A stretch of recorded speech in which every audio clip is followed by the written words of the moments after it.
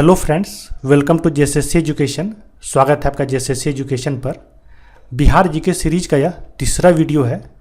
पिछले दो वीडियो में हम लोगों ने बिहार का संक्षिप्त परिचय और बिहार के भौगोलिक संरचना के अंतर्गत इसके भूगर्भिक संरचना को हम लोगों ने पढ़ लिया था। अगर आप लोगों ने उन दोनों वीडियो को नहीं देखा है तो पहले आप उसे देख लें, फिर आप अगर आज के वीडियो को देखेंगे तो आपको और भी अच्छी तरीके से यह समझ में आएगा। उन दोनों वीडियो का लिंक आपको इस वीडियो के डिस्क्रिप्शन बॉक्स में दिया हुआ है, आप वहां पर जाएं और उन दोनों वीडियो को आप देख सकते हैं।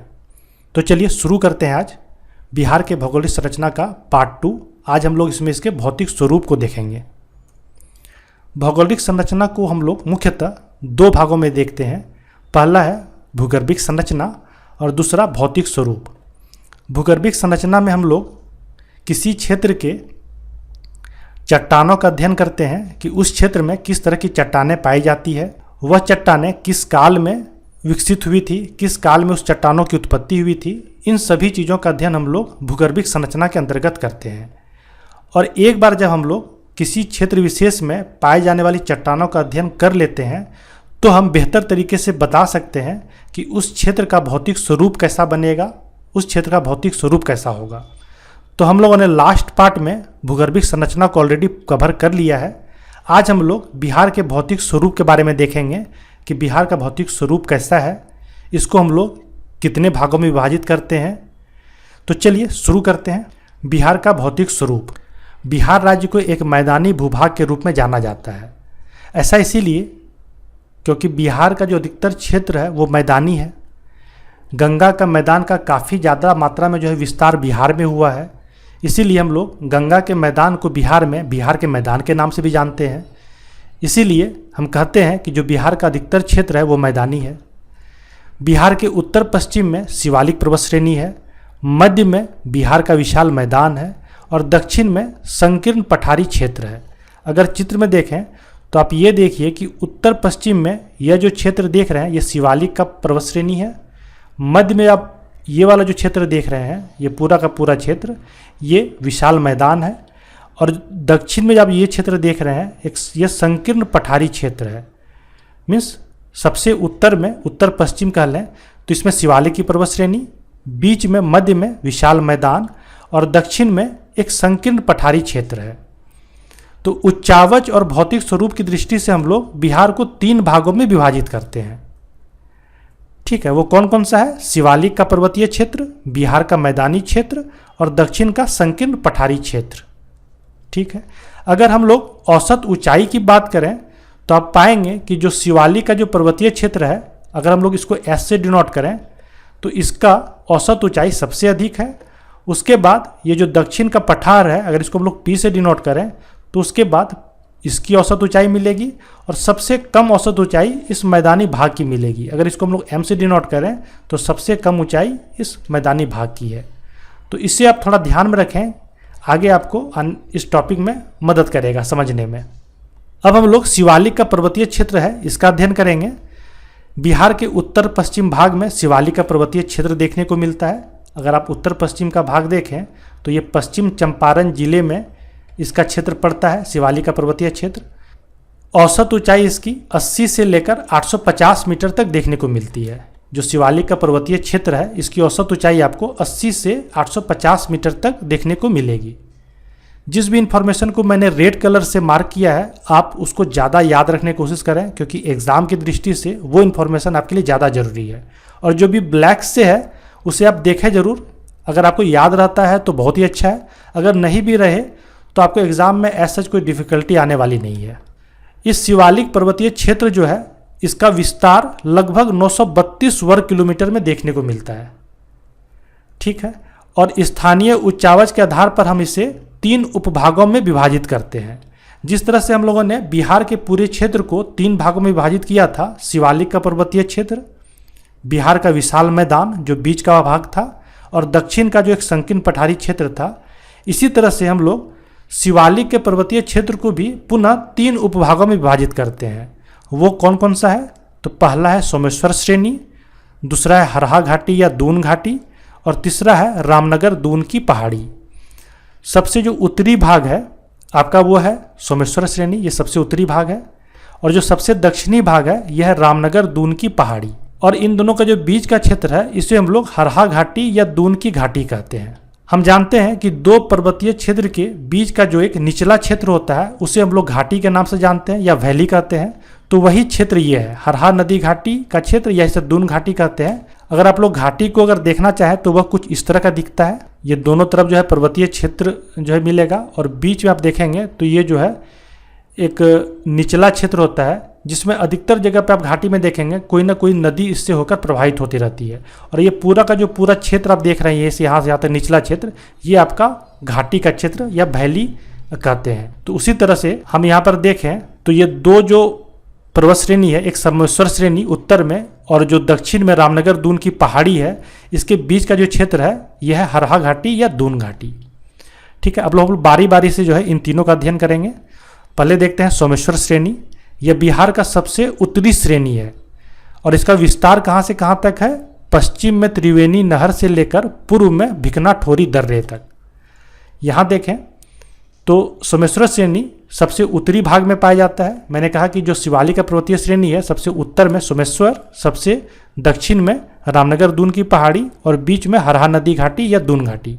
तो जो सबसे उत्तरी भाग है सोमेश्वर श्रेणी है। तो बिहार का सबसे उत्तरी श्रेणी भी इसको कह सकते हैं आप। ये पश्चिम में त्रिवेणी नहर से लेकर, ये देखें ये आपका त्रिवेणी नहर है, यहाँ से लेकर पूर्व में भिकना ठोरी दर्रे तक, तो यहाँ तक जो है इसका विस्तार है। ये भिकना ठोरी दर्रा है, तो यहाँ से लेकर यहाँ तक जो है सोमेश्वर श्रेणी का जो है ये विस्तार है। इसकी लंबाई 75 किलोमीटर है और चौड़ाई 5 से 6 किलोमीटर है। आप यहाँ देखेंगे ये 43.9 लिखा हुआ है, पर यह बाय रोड डिस्टेंस ये दिखा रहा है, पर जरूरी नहीं है कि यहीं तक जो है ये श्रेणी फैला हुआ है। हो सकता है कि इसके पीछे थोड़ा यहाँ तक भी हो और इसके आगे थोड़ा यहाँ तक भी हो और थोड़ा घुमावदार हो। तो इसके चलते जो है इसकी पूरी लंबाई जो है वो 75 किलोमीटर के आसपास बनती है। और इसकी जो चौड़ाई है, इस चौड़ाई की बात करें तो ये लगभग 5 से 6 किलोमीटर इसकी चौड़ाई देखने को मिलती है। इसका शीर्ष भाग बिहार को नेपाल से अलग करता है। ये जो सोमेश्वर श्रेणी है इसका जो शीर्ष भाग है वो बिहार को नेपाल से अलग करता है। सर्वोच्च चोटी 880 मीटर है जिस पर सोमेश्वर किला अवस्थित है। इस सोमेश्वर श्रेणी का जो सर्वोच्च चोटी है वो यहाँ पर मिलता है, ठीक है, जो कि बिहार को नेपाल से अलग करता है और इसी पर सोमेश्वर किला अवस्थित है। इस श्रेणी में नदियों के अपरदन से अनेक दर्रों का निर्माण हुआ है, जैसे भिकना ठोरी दर्रा, सोमेश्वर दर्रा और मरवाद दर्रा। बहुत दिनों तक जब नदियां किसी क्षेत्र से होते हुए गुजरती है और वो पर्वत श्रेणी का क्षेत्र होता है तो वो पर्वत श्रेणी को बीच से काटते हुए आगे निकल जाती है और बीच में जो एक रास्ता मार्ग प्रदान करती है उसे ही हम लोग दर्रे के नाम से जानते हैं। जैसे अगर आप फोटो में देखें तो यहाँ पर देखें दो पर्वत श्रेणी है और इसके बीच से जो ये मार्ग आप देख रहे हैं ये नदियों के द्वारा ही बनाया गया मार्ग है और इसी को हम लोग दर्रा कहते हैं, जो कि पर्वत श्रेणियों के बीच से एक मार्ग प्रदान करता है नदी। ठीक है, ये 1-2 दिनों में नहीं होता है, कई सारे वर्ष लग जाते हैं इस दर्रे का निर्माण होने में। तो इसी तरह से इस श्रेणी में नदियों के अपरदन से अनेक दर्रों का निर्माण हुआ है, जैसे भिकना ठोरी दर्रा हुआ, सोमेश्वर दर्रा हुआ, मरवाद दर्रा हुआ। अब हम लोग देखेंगे हरहा घाटी या दून घाटी। सोमेश्वर श्रेणी तथा रामनगर दून के मध्य स्थित घाटी को हरहा नदी घाटी या दून घाटी के नाम से जानते हैं, ठीक है, जिसकी लंबाई लगभग 24 किलोमीटर है। आप ये लंबाई ध्यान नहीं भी रखें तो आपका काम चलेगा। आप बस ये याद रखें कि जो सोमेश्वर श्रेणी है जो कि सबसे उत्तरी श्रेणी है और ये रामनगर दून का जो पहाड़ी है जो सबसे दक्षिणी भाग है, इसके मध्य के भाग को हम लोग हरहा नदी घाटी या दून घाटी कहते हैं। हरहा नदी घाटी इसलिए कहते हैं क्योंकि यहाँ से बीच से होकर हरहा नदी गुजरती है। और मैंने कहा भी कि जो घाटी या वैली होता है, जो दो पर्वत श्रेणियों के बीच का जो एक निचला क्षेत्र होता है उसे हम लोग घाटी के नाम से जानते हैं। और घाटी में मुख्यतः आप देखेंगे कि कोई ना कोई नदी जो है घाटी से होकर गुजरती है। तो इस घाटी दून घाटी से होते हुए हरहा नदी गुजरती है, इसलिए हम लोग इसे हरहा नदी घाटी भी कहते हैं। अब रामनगर दून की पहाड़ी देखते हैं क्या है। सोमेश्वर श्रेणी के दक्षिण में स्थित है, तो सबसे दक्षिणी जो भाग है इसे हम लोग रामनगर दून की पहाड़ी के नाम से जानते हैं। इसकी लंबाई 32 किलोमीटर तथा चौड़ाई 8 किलोमीटर है और इसका कुल क्षेत्रफल जो है 214 वर्ग किलोमीटर है। यह रामनगर दून की जो पहाड़ी है इसका कुल क्षेत्रफल 214 वर्ग किलोमीटर है। इसकी अधिकतम ऊंचाई संतपुर के निकट 242 मीटर है। जिस तरह से हम लोग ने सोमेश्वर श्रेणी का अधिकतम ऊंचाई भिकना ठोरी दर्रे के पास देखा था, उसी तरह से इसकी अधिकतम ऊंचाई संतपुर एक जगह है वहां पर है जहां पर सबसे अधिकतम ऊंचाई हमको 242 मीटर देखने को मिलती है। ठीक है, तो इस तरह से शिवालिक पर्वत श्रेणी को हम लोगों ने 3 भाग में बांटा। सोमेश्वर श्रेणी, सेकेंड है हरहा नदी घाटी और तीसरा है रामनगर दून की पहाड़ी। बस आप इसे ही ध्यान में रखें, कितनी ऊंचाई है, कितनी लंबाई है और सबसे ऊंची श्रेणी कौन है, कितना क्षेत्रफल में ये विस्तार है, इतना ध्यान में नहीं रखना है। बस एक और इन्फॉर्मेशन एक्स्ट्रा इसमें याद रख सकते हैं कि जो सोमेश्वर श्रेणी का विस्तार है वो त्रिवेणी नहर से लेकर भिकनाठोरी दर्रे तक है। अब हम लोग आगे बिहार का मैदानी क्षेत्र देखेंगे। यह उत्तर में नेपाल से लेकर दक्षिण में छोटा नागपुर पठार की उत्तरी सीमा तक विस्तृत है। अगर आप फिगर में देखें तो जो उत्तर में नेपाल है, बिहार के उत्तर में क्या है, नेपाल है, तो ये जो सीमा है यहाँ से लेकर छोटा नागपुर पठार का जो उत्तरी भाग है, मीन्स इस भाग को हम लोग छोटा नागपुर पठार का उत्तरी भाग कहेंगे, क्योंकि ये जो पठारी क्षेत्र है ये छोटा नागपुर पठार का ही विस्तार है। तो यहाँ से लेकर यहाँ तक का जो क्षेत्र है, आप ये जो क्षेत्र देख रहे हैं, यही बिहार का विशाल मैदान है, जिसे हम लोग बिहार का मैदानी क्षेत्र कहते हैं। ठीक है, इसका लगभग 95% भाग मैदानी है, जो गंगा तथा उसकी सहायक नदियों द्वारा लाए गए अवसादों के निक्षेप से निर्मित है। आप देखेंगे कि इस मैदानी क्षेत्र में कहीं कहीं आपको कुछ पठारी क्षेत्र भी देखने को मिलेगा, कुछ पहाड़ी भी देखने को मिलेगा। तो उनको अगर छोड़ दिया जाए तो ये अधिकतर भाग जो है ये मैदानी है, और कहीं कहीं जैसे आप यहाँ देखें तो यहाँ कुछ आपको पठारी क्षेत्र आपको देखने को मिलेगा। ठीक है, तो बस 5% के क्षेत्र पर ही कुछ पठार या कुछ पहाड़ियाँ ये सब यहाँ पर पाई जाती है। अधिकतर भागों में आपको मैदानी भाग देखने को मिलेगा और लगभग 95% भाग पर यह मैदान पाया जाता है। जैसे मैंने बताया आपको कि गंगा तथा उसकी सहायक नदियों द्वारा लाए गए अवसादों के निक्षेप से इस मैदान का निर्माण हुआ है। तो आप यहाँ पर देखें कि जो बिहार के बीचों बीच से होकर गंगा नदी गुजरती है, और गंगा नदी के उत्तर में देखें तो ये घाघरा, गंडक, बूढ़ी गंडक, बागमती, कमला, कोसी, महानंदा, ये सारी नदियाँ जो कि उत्तर से होते हुए आकर गंगा नदी में मिलती है, और इसके दक्षिण से होकर आने वाली नदी है कर्मनासा, सोन, पुनपुन, फल्गु, क्यूल और अजय।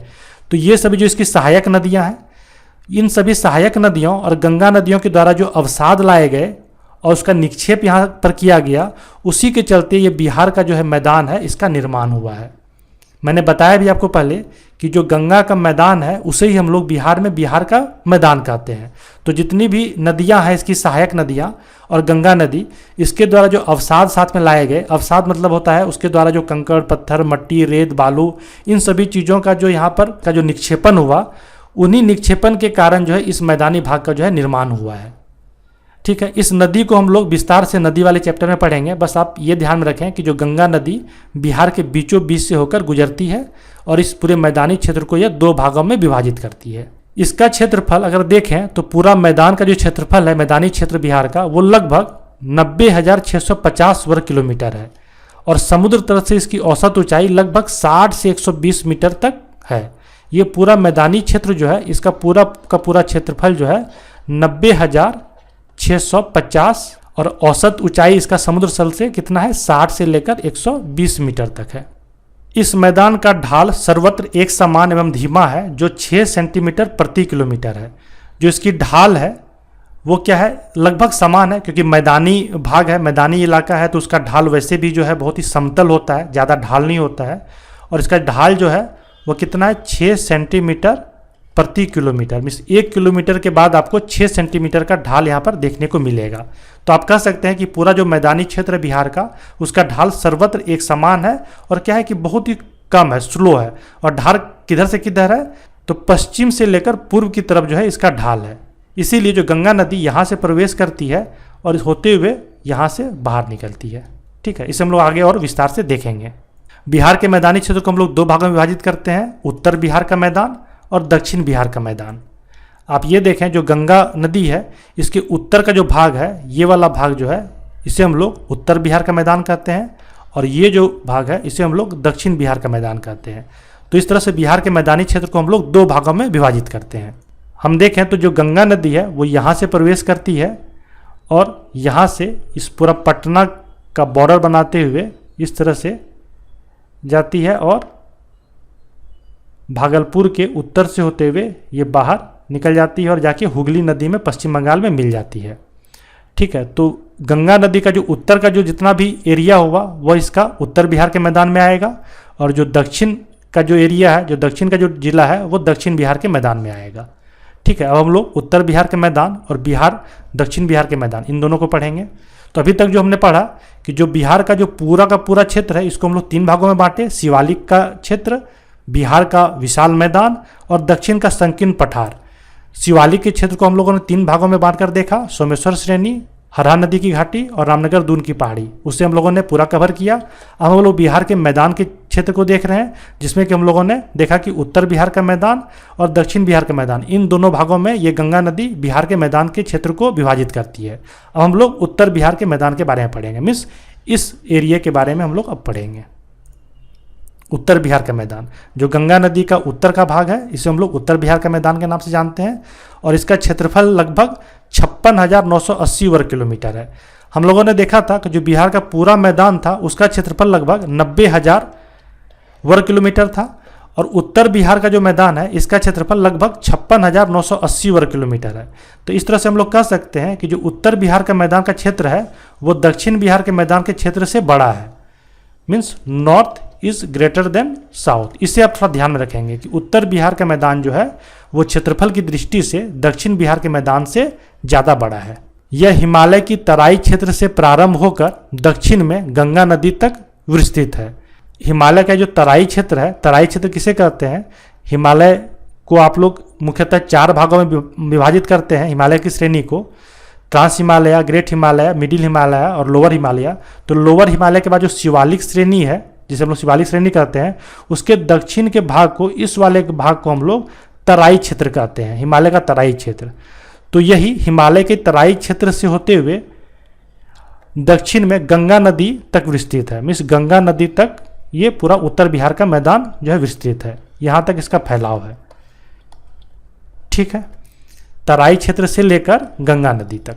इस मैदान का निर्माण गंगा एवं उसकी नदियों जैसे कोसी, बागमती, बूढ़ी गंडक, घाघरा आदि के द्वारा लाए गए अवसादों के निक्षेप से हुआ है। आप यहाँ पर देखें तो कौन कौन सी नदी है? घाघरा, गंडक, बूढ़ी गंडक, बागमती, कमला, कोसी, महानंदा। तो इन सभी नदियों के द्वारा जो लाया गया अवसाद है उसके द्वारा ही यह उत्तर बिहार के मैदान का निर्माण हुआ है। यह रेत और मिट्टी से निर्मित जलोढ़ पंख का क्षेत्र है, जहां पर यह नदियां प्रवाह मार्ग बदलती रहती है। नदियां जब अपने साथ अवसाद लाती है और उसका निक्षेप करती है तो उस निक्षेप के चलते जो है नदियों का मार्ग जो है वो अवरुद्ध हो जाता है और नदियां अपना प्रवाह जो है वो बदलते रहती है। तो इसी कारण आप देखे होंगे कि जो उत्तर बिहार में अधिकतर बाढ़ आता है। क्यों ऐसा क्यों होता है? क्योंकि मार्ग जो है अचानक से नदी अपना बदल लेती है और मार्ग बदलने का कारण है कि वो अपने साथ जो अवसाद लाती है उसी को अपने मार्ग में जो है लाकर जमा कर देती है, निक्षेपित कर देती है, जिसके चलते मान लीजिए कि ये नदी बह रही है और अपने ही मार्ग में लाकर अवसाद को निक्षेपित करेगी तो अपने मार्ग को बदलेगी। जैसे ही मार्ग को बदलती है तो इस एरिया में जो है अचानक से क्या होता है, पानी का फैलाव ज़्यादा हो जाता है, ज़्यादा मात्रा में पानी यहाँ पर घुसने लगते हैं, जिसके चलते इस एरिया में क्या हो जाता है, बाढ़ आने लगता है। और कोसी नदी इसके लिए बहुत ही प्रसिद्ध है। कोसी नदी अपने मार्ग को बदलने के लिए बहुत ही ज़्यादा प्रसिद्ध है, क्योंकि अपने ही मार्ग में यह अवसाद को निक्षेप करती है, जिसके चलते इसका मार्ग जो है वो बदल जाता है और इसके मार्ग के बदलने से इस एरिया में आप देखते होंगे कि अधिकतर जगह ये बाढ़ आता है। और भी बहुत सारे कारण है बाढ़ आने के, पर वन ऑफ द रीज़न ये भी है कि नदियाँ अपने साथ जो रेत और मिट्टी लाती है उसी के कारण उसका जो है मार्ग जो है वो अवरुद्ध हो जाता है और अपने प्रवाह मार्ग को बदलती है, जिसके चलते यहाँ पर बाढ़ आता है। नदी विसर्पण के कारण गोखुर झीलों का निर्माण हुआ है। यहाँ पर काफ़ी सारे गोखुर झील भी देखने को मिलते हैं। गोखुर झील क्या होता है, इसका निर्माण कैसे होता है, ये सभी अभी हम लोग आगे पढ़ेंगे। बस आप ये ध्यान में रखें कि नदी विसर्पण के कारण जो है इस एरिया में, उत्तर बिहार के मैदान में काफ़ी गोखुर झीलों का जो है वो निर्माण हुआ है। अन्य नाम जो गोखुर झीलों का है वह है चौर या छाड़न या मन। बिहार में गोखुर झील को हम लोग चौर, छाड़न या मन के नाम से भी जानते हैं। यहाँ की नदियों का ढाल उत्तर से दक्षिण तथा उत्तर पश्चिम से दक्षिण पूर्व है। आप देखेंगे कि जो अधिकतर नदियाँ हैं वह उत्तर से आकर दक्षिण में गंगा नदी से मिलती है, और अगर आप थोड़ा और ध्यान से देखें तो अधिकतर नदियाँ इस तरह से उत्तर पश्चिम से आते हुए दक्षिण पूर्व तक ऐसे आके मिल रही है। तो इसका जो ढाल है नदियों का वह उत्तर पश्चिम से दक्षिण पूर्व की ओर है। इन नदियों के मध्य बाढ़ग्रस्त क्षेत्रों में बड़े बड़े दियरा प्रदेश अपनी विशिष्ट क्षेत्रीय विशेषताएं रखते हैं, जैसे राघोपुर दियरा क्षेत्र। जो बाढ़ आता है, बाढ़ के कारण जो बड़े बड़े प्रदेश जो है मिलते हैं उसे हम लोग दियरा प्रदेश कहते हैं। उसी में से एक क्षेत्र है राघोपुर दियोरा द्वीप। ठीक है, इसे भी आप ध्यान में रखेंगे कि उत्तर बिहार में जो बाढ़ग्रस्त क्षेत्र होता है उसमें दियरा प्रदेश देखने को मिलता है। जो बाढ़ग्रस्त क्षेत्र होता है उसे हम लोग दियरा प्रदेश के नाम से जानते हैं, जिसमें से एक है आपका राघोपुर दियोरा द्वीप।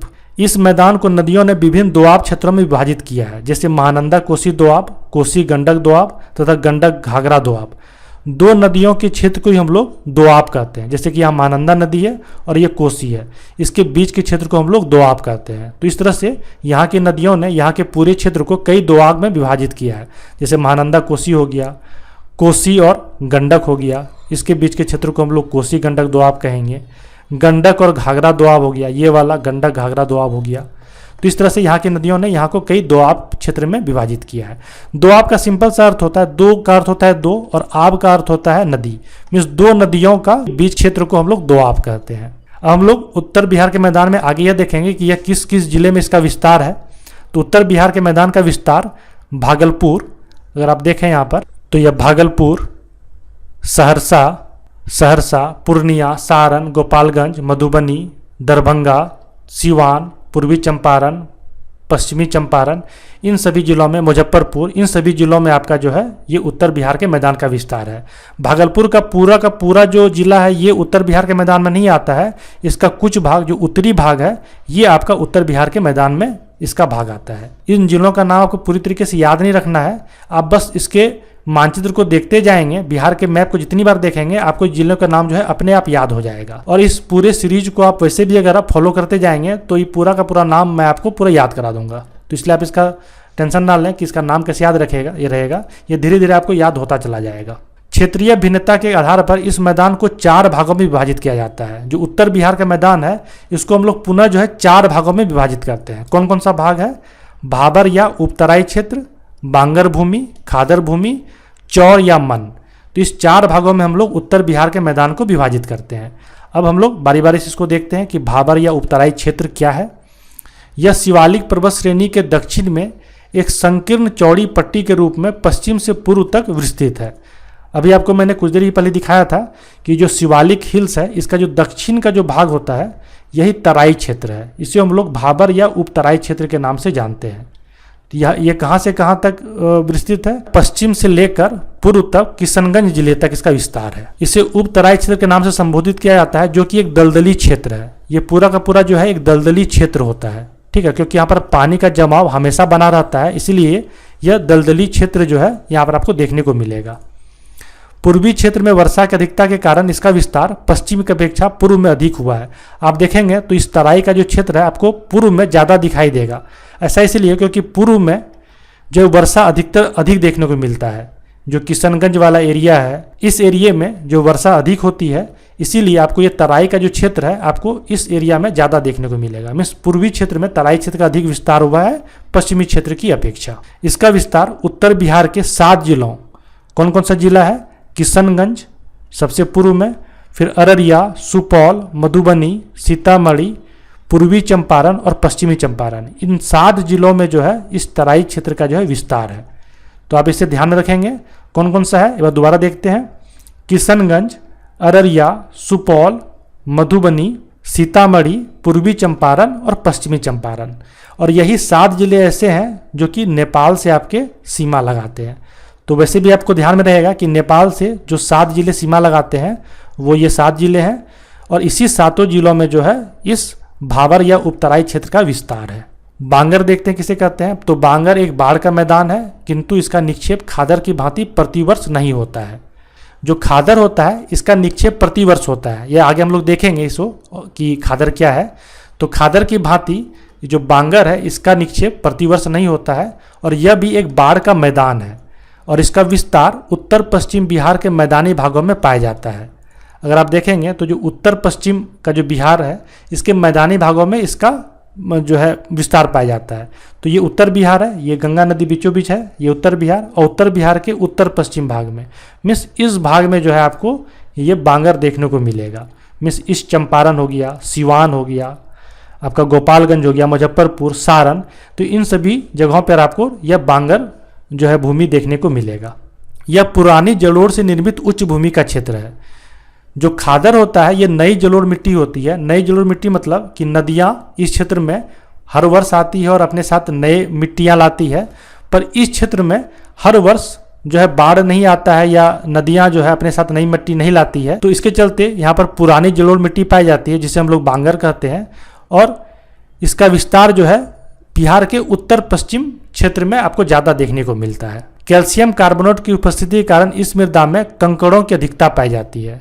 ये कैल्शियम कार्बोनेट की अधिकता पाई जाती है इसकी मिट्टी में, जिसके चलते यहाँ पर कंकड़ आपको अधिक देखने को मिलेंगे। कैल्शियम कार्बोनेट का क्या सूत्र होता है? CaCO3। अब हम लोग खादर देखते हैं क्या है। यह एक नई जलोढ़ मिट्टी होती है। नदियों के द्वारा लाए गए नवीन जलोढ़ के निक्षेप के द्वारा जो है खादर का निर्माण होता है। इसका सर्वाधिक विस्तार कोसी तथा गंडक नदियों के मध्य हुआ है। अगर आप देखेंगे तो कोसी नदी आपको यहाँ पर देखने को मिलेगा और गंडक नदी आपको यहाँ पर देखने को मिलेगा। तो इन दोनों नदियों के बीच में जो है आपको ये खादर भूमि देखने को मिलता है, क्योंकि हर साल जो है नदियाँ यहाँ पर अपने साथ अवसाद लाती है, इसका निक्षेप करती है, जिसके चलते यहाँ की जो मिट्टी होती है वो नवीन जलोढ़ मिट्टी पाई जाती है और इसी नवीन जलोढ़ मिट्टी को हम लोग खादर कहते हैं। प्रतिवर्ष बाढ़ के कारण रेत की नवीन परतों का निक्षेप होने से इसकी उर्वरता अत्यधिक होती है। अब खादर की जो उर्वरता होती है वह बांगर से ज़्यादा होती है, क्योंकि यह प्रतिवर्ष नई जलोढ़ मिट्टी लाती है। तो इसके कारण क्या होती है कि इसकी उर्वरता बांगर से ज़्यादा हो जाती है। इसमें बालू, रेत, पंख एवं चिकनी मिट्टी के निक्षेप पाए जाते हैं। अब हम लोग चौर या मन देखेंगे कि ये क्या है। मुख्य रूप से इसे हम लोग गोखुर या छाड़न जिले भी कहते हैं। बिहार में इसे हम लोग चौर या मन के नाम से जानते हैं, पर यह क्या है? गोखुर या छाड़न झील ही है। इनका निर्माण नदियों के मार्ग परिवर्तन से होता है। ठीक है। बिहार में अगर हम लोग देखें तो जो मन का मुख्य उदाहरण आपको देखने को मिलेगा वह है पिपरा मन, सिमरी मन, माधोपुर मन और टटेरिया मन। ये गोखुर झील का निर्माण कैसे होता है इसे हम लोग एक बार देख लेते हैं। मान लीजिए कि नदी इस तरह से बह रही है, ठीक है। अपने साथ जो अवसाद लाती है वो अपने मार्ग में ही उस अवसाद का निक्षेपण करने से अपने मार्ग को अवरुद्ध कर लेती है। मान लीजिए कि अपने साथ कुछ अवसाद साथ में लाई और इसका निक्षेपण किया अपने मार्ग में, तो इस तरह से इसका मार्ग कुछ इस तरह का बन गया। ठीक है। यहाँ पर इसने अवसाद का निक्षेपण किया और इस तरफ से इसने जो है भूमि को और काटना शुरू किया। ठीक है। धीरे धीरे यहाँ पर निक्षेपण और तेज होते चला गया, जिसके चलते इसका मार्ग थोड़ा और परिवर्तित हुआ और इस तरह से नदियों का मार्ग कुछ इस तरह का हो गया। ठीक है। यहाँ पर अवसाद का निक्षेपण और भी ज़्यादा हुआ और यहाँ पर इसने और भी ज़्यादा भूमि को काटना शुरू किया। अब अगली अवस्था में और भी ज़्यादा निक्षेपण होने के कारण इसका मार्ग कुछ इस तरह का बन गया। ठीक है। बहुत ज़्यादा अवसाद जो है यहाँ पर निक्षेपित हो गया और इसका मार्ग और भी ज़्यादा जो है सर्पिलाकार हो गया। इसे हम लोग विसर्पण कहते हैं। ठीक है। इस तरह का नदियों का जो चलना होता है, नदी का बहना, इसको हम लोग विसर्पण कहते हैं कि नदियाँ विसर्पित हो रही है। ठीक है। अब इससे और भी ज़्यादा विसर्पण अगर करना शुरू करती है तो इस तरह का कुछ हो जाता है। इस तरह का विसर्पण करना जो है नदी शुरू करती है और धीरे धीरे अगली अवस्था में यह इस तरह से इस विसर्पण को छोड़कर सीधे आगे निकल जाती है। मीन्स इस तरह से आई और इस तरह से आगे निकल गई। ठीक है। इस तरह से आई और इस तरह से यह आगे निकल गई। तो ये वाला भाग जो है इसका ये विसर्पण जो होता है ये यहाँ पर अधूरा रह जाता है और ये इससे कटकर अलग हो जाता है। तो ये जो कटकर अलग हुआ इसमें तो पानी आपको मिलेगा ही मिलेगा, तो इसे ही हम लोग गोखुर झील कहते हैं। ठीक है। ये जो भाग बचा रह गया नदी का, जिसमें कि आपको जल का जमाव रहता है और ये नदी के मुख्य मार्ग से अलग हो जाता है, मीन्स यह जो है कट जाता है, नदियाँ सीधे निकल जाती है। ठीक है। इतना विसर्पित करने की जगह ये सीधे अपना मार्ग बना लेती है और ये विसर्पण जो है कट कर अलग हो जाता है। इसी को हम लोग गोखुर झील, छाड़न झील, मन या चौर कहते हैं। ठीक है। एक वीडियो के माध्यम से हम लोग समझते हैं कि ये कैसे बनता है। आप लोग वीडियो को देखें, आपको और भी अच्छे तरीके से ये समझ में आ जाएगा।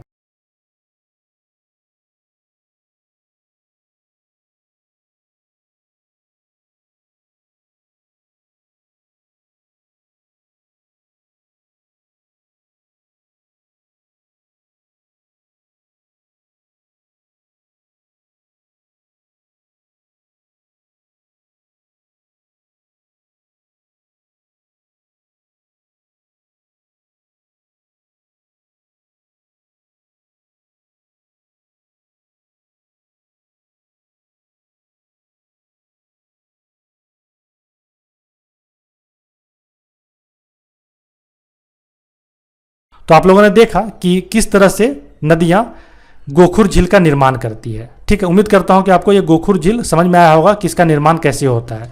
तो बिहार में इस गोखुर झील को मन या चौर भी कहते हैं। तो यहाँ पर कई अलग तरह के जो है मन पाए जाते हैं, पिपरा मन, सिमरी मन, माधोपुर मन, टटरिया मन।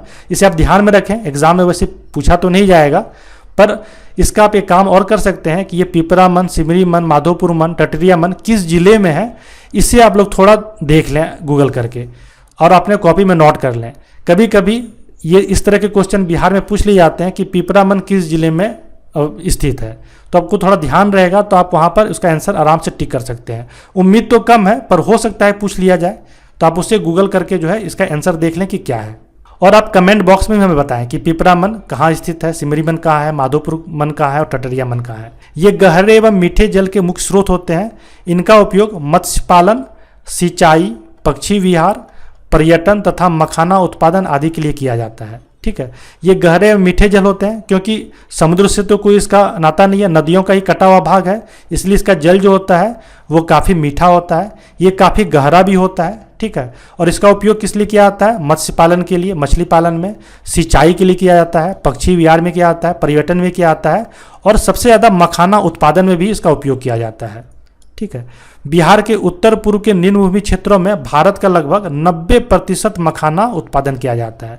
तो इससे आप ध्यान रखेंगे कि जो मखाना उत्पादन में बिहार का बहुत ही अग्रणी स्थान है और उसमें भी जो उत्तरी बिहार का मैदान होता है उसमें सबसे ज़्यादा जो है ये मखाना का उत्पादन किया जाता है। लगभग 90% भाग का उत्पादन यहीं से किया जाता है।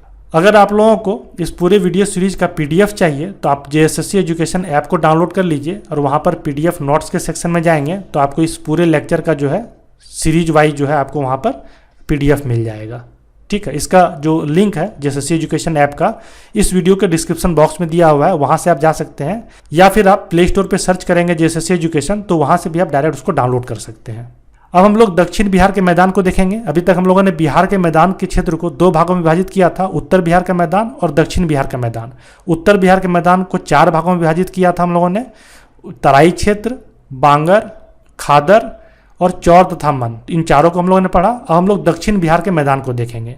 इसका क्षेत्रफल 33,670 वर्ग किलोमीटर है और इसका विस्तार कहाँ से कहाँ तक है? गंगा नदी के दक्षिण से लेकर छोटा नागपुर पठार तक।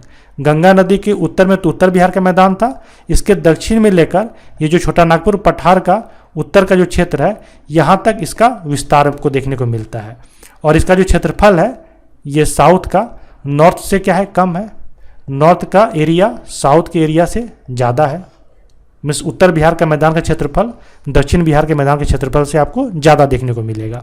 इस मैदान की चौड़ाई पश्चिम से पूर्व की ओर घटती जाती है। अगर आप देखेंगे तो पश्चिम में इस मैदान की चौड़ाई ज़्यादा है और पूर्व में इसकी चौड़ाई कम है। ठीक है, तो इसे आप भी थोड़ा ध्यान में रखेंगे कि पश्चिम से पूर्व की ओर इसकी चौड़ाई जो है वो घटती चली जाती है। इसका निर्माण बिहार के दक्षिण में स्थित पठार एवं पहाड़ियों से होकर बहने वाली नदियों द्वारा लाई गई बलुई मिट्टी के निक्षेप से हुआ है। जो दक्षिणी बिहार का जो नदियाँ हैं जैसे कर्मनासा नदी है, सोन है, पुनपुन है, फल्गु है, क्यूल है, अजय नदी है, इन नदियों के द्वारा जो बलुई मिट्टी का निक्षेप हुआ है इसी से इस दक्षिण बिहार के मैदान का निर्माण हुआ है।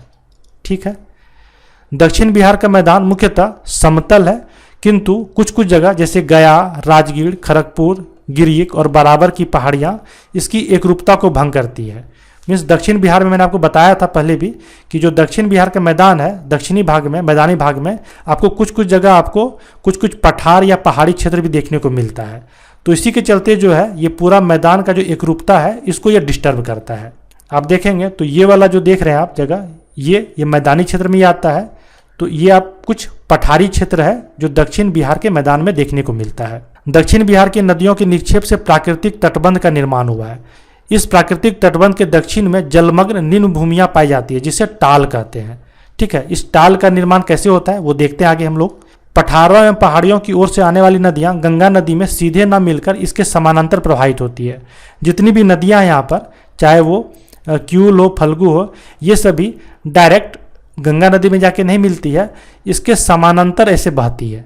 ठीक है, इसके समानांतर बहती है और कुछ दूर आगे जाकर फिर जो है ये गंगा नदी में मिलती है। ठीक है, इन नदियों में कौन कौन सी नदी है? पुनपुन है, क्यूल है, फल्गु है। फल्गु नदी गंगा में प्रभावित होने से पहले ही टाल क्षेत्र में समाप्त हो जाती है। तो ये जो क्षेत्र बनता है ये जो गंगा नदी और ये नदियों के जो बीच का जो क्षेत्र बनता है और इसके दक्षिण का जो क्षेत्र बनता है इस नदियों का, इसी को हम लोग टाल क्षेत्र कहते हैं। और ये जो फल्गु नदी है ये गंगा नदी में मिलने के पहले ही इस टाल क्षेत्र में जो है इसी में यह खो जाती है, समाप्त हो जाती है। तो उम्मीद करता हूँ वो टाल क्षेत्र समझ में आया होगा कि जो नदियाँ हैं ये नदियाँ गंगा नदी में सीधे ना मिलकर इसके समानांतर कुछ दूर तक चलती है और फिर आगे जाकर ये गंगा नदी में मिलती है। तो इन दोनों के बीच का जो क्षेत्र है उसी को हम लोग टाल क्षेत्र कहते हैं। और कुछ नदी जैसे फल्गु नदी ये आगे गंगा नदी में ना मिलकर इसी टाल क्षेत्र में ही जाके समाप्त हो जाती है। अब देखें तो टाल क्षेत्र पटना से भागलपुर तक 25 किलोमीटर की चौड़ाई में क्रमिक रूप से फैला हुआ है। अगर आप देखेंगे तो पटना आपका इस जगह पे है, यहाँ से लेकर ये भागलपुर है, इस पूरा क्षेत्र में ये टाल क्षेत्र का जो है विकास हुआ है। जैसे कि मोकामा टाल हो गया, सिंघोल टाल हो गया, बहड़िया टाल हो गया, मोर टाल हो गया, काबर टाल हो गया, कई सारे टाल क्षेत्र का निर्माण जो है इस क्षेत्रों में हुआ है। और लगभग 25 किलोमीटर की चौड़ाई में इस पूरे टाल क्षेत्र का जो है आपको देखने को मिलेगा। मीन्स इसका चौड़ाई जो है ये 25 किलोमीटर का क्षेत्र है। और कहाँ से कहाँ तक? पटना से लेकर भागलपुर तक। मोकामा में क्यूल हरोहर नदी घाटी में विश्व का सबसे बड़ा टाल क्षेत्र पाया जाता है। मोकामा में जो क्यूल हरोहर नदी घाटी है वहाँ पर विश्व का सबसे बड़ा टाल क्षेत्र पाया जाता है। तो इसको आप थोड़ा ध्यान में रखेंगे कि विश्व का सबसे बड़ा टाल क्षेत्र कहाँ पाया जाता है। तो मोकामा में जो क्यूल हरोहर नदी घाटी है इसमें विश्व का सबसे बड़ा टाल क्षेत्र पाया जाता है। दक्षिण बिहार के मैदान को 3 भागों में विभाजित करते हैं। जिस तरह से उत्तर बिहार के मैदान को हम लोगों ने 4 भागों में विभाजित किया था, हम लोग दक्षिण बिहार के मैदान को 3 भागों में विभाजित करते हैं। कौन कौन सा है? तो सोन गंगा दोआब या भोजपुर का मैदान, मगध का मैदान और अंग का मैदान। इसे देखते हैं कि ये क्या क्या है। सोन गंगा दोआब जो है यह सोन नदी के पश्चिम में स्थित है। आप ये सोन नदी देख रहे हैं, इसके पश्चिम में आपको यह सोन गंगा दोआब देखने को मिलेगा। इसे हम लोग भोजपुर का मैदान के नाम से भी जानते हैं। मगध का मैदान यह सोन एवं क्यूल नदी के मध्य स्थित है। यह सोन नदी है और ये क्यूल नदी है, इसके बीच का जो दोआब है इसको हम लोग मगध के मैदान के नाम से जानते हैं। ठीक है। अंग का मैदान, इसका विस्तार क्यूल नदी से लेकर राजमहल की पहाड़ियों तक है। ये क्यूल नदी है और यहाँ पर राजमहल की पहाड़ियाँ हैं, तो यहाँ से लेकर यहाँ तक जो है इस मैदान का जो है विस्तार है, इसे हम लोग अंग का मैदान के नाम से जानते हैं। ठीक है। अब हम लोग देखेंगे दक्षिण का संकीर्ण पठारी क्षेत्र। मीन्स बिहार के भौतिक स्वरूप को हम लोगों ने 3 भागों में विभाजित किया था। हम लोगों ने शिवालिक का पर्वतीय क्षेत्र को देख लिया, मध्य का जो मैदानी क्षेत्र है उसको देख लिया। अब हम लोग दक्षिण का संकीर्ण पठारी क्षेत्र है उसे देखेंगे।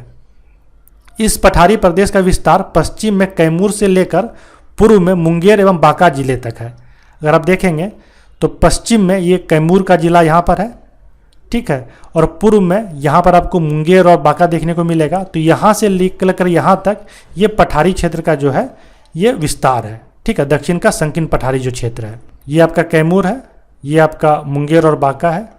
ठीक है। तो यहाँ से यहाँ तक आपको इस पूरा पठार क्षेत्र का विस्तार देखने को मिलता है। यह प्रायद्वीपीय भारत के पठार का बाह्य भाग है। यह बिहार का प्राचीनतम भूखंड है जो कठोर चट्टानों से निर्मित है। प्रायद्वीपीय पठार जो छोटानागपुर पठार ही प्रायद्वीपीय पठार का एक भाग है, उसी का ये क्या है, बाह्य भाग है। और यहाँ पर क्या है, बहुत ही पुराने चट्टान, धारवाड़ क्रम की चट्टानें और विंध्यन क्रम की चट्टानें, जो कि हम लोग पिछले पार्ट में हम लोगों ने डिस्कस किया था। तो उस तरह की चट्टानें यहाँ पाई जाती है। तो यहाँ की चट्टानें काफ़ी कठोर चट्टानें हैं। इसका विस्तार बांका, मुंगेर, जमुई, नवादा, औरंगाबाद, रोहतास तथा कैमूर के दक्षिणी भाग तक फैला हुआ है। अगर आप देखेंगे तो कहाँ कहाँ तक ये फैला हुआ है, बांका, जमुई, नवादा, गया, औरंगाबाद, कैमूर, तो इन सभी जिलों के दक्षिणी भाग तक जो है इस पूरे पठारी क्षेत्र का जो है विस्तार हुआ है। और ये पठारी क्षेत्र क्या है, छोटा नागपुर पठार का ही विस्तार है। दक्षिण का जो संकीर्ण पठारी क्षेत्र है इसे हम लोग 2 भागों में विभाजित करते हैं, कैमूर का पठार और खड़गपुर की पठारी। हम लोग देखते हैं कि कैमूर का पठार क्या है। यह बिहार के दक्षिण पश्चिम में स्थित है। बिहार का दक्षिण पश्चिम भाग जो है वो कैमूर का जिला पड़ता है, उसी में यह कैमूर का पठार है। और यह विंध्यन पर्वत का भाग है। ठीक है। ये वाला जो भाग है ये विंध्यन पर्वत का भाग है। और ये जो ब्राउन वाला जो भाग है ये क्या है, धारवाड़ क्रम की चट्टान है, मैंने पिछले पार्ट में बताया था। तो ये विंध्यन पर्वत का भाग है और यह कैमूर जो जिला है यहाँ पर इसका जो क्षेत्र पड़ता है। इसे रोहतास का पठार भी कहते हैं, क्योंकि रोहतास जो डिस्ट्रिक्ट है वो भी आपका इसी क्षेत्र में आता है। कैमूर के जस्ट एडजस्टेंट डिस्ट्रिक्ट जो है, समीवर्ती जिला जो है वो आपका रोहतास है, तो इसे रोहतास का पठार भी कहते हैं। यह जबलपुर मध्य प्रदेश से प्रारंभ होकर रोहतास तक विस्तृत है। ये जो पूरा पठार है ये मध्य प्रदेश के जबलपुर से लेकर यहाँ पर रोहतास तक इसका विस्तार है। इसकी लंबाई 483 किलोमीटर और चौड़ाई 80 किलोमीटर है। तो इसे आप इग्नोर करके चलें, बस आप जान लें कि 483 किलोमीटर तक चौड़ाई है, मीन्स काफ़ी ज़्यादा लंबाई में ये फैला हुआ है और इसकी चौड़ाई 80 किलोमीटर में इसका फैलाव है, इसकी चौड़ाई है। इसका सतह अपरदन के कारण उबड़ खाबड़ है तथा इसमें बलुआ पत्थर की अधिकता पाई जाती है। ये आप ध्यान में रखें कि इस क्षेत्र में बलुआ पत्थर आपको काफ़ी ज़्यादा मात्रा में देखने को मिलता है। और मैंने आपको पिछले पार्ट में बताया था, चूँकि यहाँ पर जो कच्ची सामग्री है वो काफ़ी ज़्यादा मिलती है, इसीलिए यहाँ पर सीमेंट उद्योग का काफ़ी विकास हुआ है। कैमूर का पठार छोटा नागपुर पठार से सोन नदी द्वारा अलग होता है। अगर आप देखेंगे यहाँ पर तो ये जो कैमूर का पठार है, ये सोन नदी जो है, ये सोन नदी है आपका, इससे ये छोटा नागपुर का पठार इस तरफ है और ये आपका कैमूर का पठार इस तरफ है। तो ये सोन नदी के द्वारा इन दोनों पठार का जो है ये विभाजन हुआ है, या कह सकते हैं कि कैमूर का पठार छोटा नागपुर पठार से सोन नदी के द्वारा ही अलग होती है। हम लोग खड़गपुर की पहाड़ी देखेंगे। इसका विस्तार पूर्व में बांका एवं दक्षिण में जमुई तक है। खड़गपुर की जो पहाड़ी है इसका विस्तार इस एरिया में आपको देखने को मिलेगा। बांका और जमुई में आपको इसका देखने को विस्तार मिलेगा। ये धारवाड़ क्रम की चट्टानें हैं। मैंने बताया था कि ये जो चट्टानें हैं ये धारवाड़ क्रम की है और ये चट्टानें जो है ये विंध्यन क्रम की है। इसमें आपको स्लेट, क्वार्टजाइट, अब्रक, बॉक्साइट, चीनी मिट्टी, एस्बेस्टस और बालू पत्थर आदि खनिजों की प्रधानता इस क्षेत्र में पाई जाती है। खड़गपुर की पहाड़ी की ऊंचाई लगभग 510 मीटर के आसपास है। मैंने बताया था कि जो बिहार का जो तीनों भौतिक स्वरूप में जो विभाजित करते हैं उसमें सबसे ज़्यादा शिवालिक की ऊंचाई है, उसके बाद जो दक्षिण का जो संकीर्ण पठार है उसका, और उसके बाद जो मैदान है विशाल मैदान बीच का उसका ऊंचाई है। तो इसका लगभग आप देखे थे कि 80 से लेकर 850 मीटर तक इसकी ऊंचाई थी, और इसका ऊंचाई आप देख रहे हैं पठार का ये लगभग 510 मीटर है, और मैदान का जो ऊंचाई है औसत ऊंचाई ये इससे भी कम है। ठीक है, यह कोडरमा पठार के उत्तर पूर्व में स्थित है। आप देखेंगे तो यहाँ पर आपका झारखंड का कोडरमा पड़ेगा, तो इसका उत्तर और पूर्व में इस पठार का जो है विस्तार हुआ है। तो इस तरह से हम लोगों ने जो दक्षिण का संकीर्ण पठार है इसके बारे में हम लोगों ने पढ़ा। एक बार दोबारा से रिकैप कर लेते हैं शुरू से। पूरे बिहार को हम लोग 3 भागों में विभाजित करते हैं, शिवालिक, मध्य का मैदान और दक्षिण का जो पठारी क्षेत्र है। शिवालिक को हम लोग 3 भागों में विभाजित करते हैं, सोमेश्वर, हरहा नदी की घाटी, रामनगर दून की पहाड़ी। बीच का जो मैदान है इसको हम लोग 2 भागों में विभाजित करते हैं, गंगा नदी इसको 2 भागों में विभाजित करती है, उत्तर बिहार का मैदान और दक्षिण बिहार का मैदान। उत्तर बिहार के मैदान को हम लोग पुनः 4 भागों में विभाजित करते हैं, कौन कौन सा, तराई क्षेत्र, बांगर, खादर और चौरियामन। दक्षिण बिहार के मैदान को हम लोग 3 भागों में विभाजित करते हैं, पहला है सोन गंगा का दोआब, दूसरा है मगध का मैदान और तीसरा है अंग का मैदान। और अब लास्ट में जो दक्षिण का जो पठारी क्षेत्र है इससे हम लोग 2 भागों में विभाजित करते हैं, कैमूर का पठार और खड़गपुर की पठारी। ठीक है, तो इस तरह से पूरे बिहार के भौतिक स्वरूप को हम लोग इस तरह से अध्ययन करते हैं। बहुत ही आसान है। एक बार दोबारा से अगर वीडियो को आप देखेंगे तो आपको सभी चीज़ बहुत ही आसानी से समझ में आएगा। कॉपी में एक शॉर्ट नोट्स आप बना लें, और आपको PDF चाहिए तो JSSC एजुकेशन ऐप को भी डाउनलोड करके वहाँ से भी आप देख सकते हैं। अब अंत में एक और इन्फॉर्मेशन आप ध्यान में रखिए कि प्राकृतिक, सामाजिक एवं सांस्कृतिक एकरूपता के आधार पर प्रोफेसर राम प्रवेश और प्रोफेसर इनायत अहमद ने बिहार को 10 भौगोलिक क्षेत्रों में विभाजित किया है। जैसे कि हम लोगों ने मोटे मोटे तौर पर बिहार को 3 भौगोलिक क्षेत्र में विभाजित किया था, इन दोनों ने, प्रोफेसर राम प्रवेश ने और प्रोफेसर इनायत अहमद ने, इसको 10 भौगोलिक क्षेत्रों में विभाजित किया था। वो कौन कौन सा है, तो ये 10 क्षेत्र हैं, आप देख लें एक बार। बहुत ही ज़्यादा इंपॉर्टेंट तो है नहीं आपके लिए, बस आप ये याद रखें कि प्रोफेसर इनायत और प्रोफेसर राम प्रवेश ने बिहार को 10 भौगोलिक क्षेत्र में विभाजित किया था। उम्मीद करता हूँ कि यह वीडियो सीरीज जो है आपको पसंद आ रही होगी। अगर आपको ये पसंद आ रही है तो इसे ज़रूर आप लाइक करें, अपने फ्रेंड्स के बीच में ज़रूर शेयर करें। कुछ भी अगर आपको इम्प्रूवमेंट का ज़रूरत लगे कि हाँ यहाँ इम्प्रूवमेंट करना चाहिए तो आप ज़रूर हमें बताएं, क्योंकि जितना ज़्यादा आप शेयर करेंगे, लाइक करेंगे, हम उतनी ज़्यादा जो है उत्साहित होंगे नए वीडियो लाने के लिए, और जल्दी से जल्दी इसी तरह का वीडियो आपको रेगुलर इस चैनल पे देखने को मिलेगा। अगर आपको PDF चाहिए तो आप JSSC एजुकेशन ऐप को डाउनलोड कर लीजिए, वहाँ पर PDF सेक्शन में जाएंगे तो इस वीडियो का आपको PDF भी वहाँ पर अवेलेबल करा दिया जाएगा। कोई भी और इन्फॉर्मेशन चाहिए हमारे कोर्स से रिलेटेड तो आप इस नंबर पर डायल करके जान सकते हैं। तो बने रहिए हमारे साथ, मिलते हैं अगले क्लास में।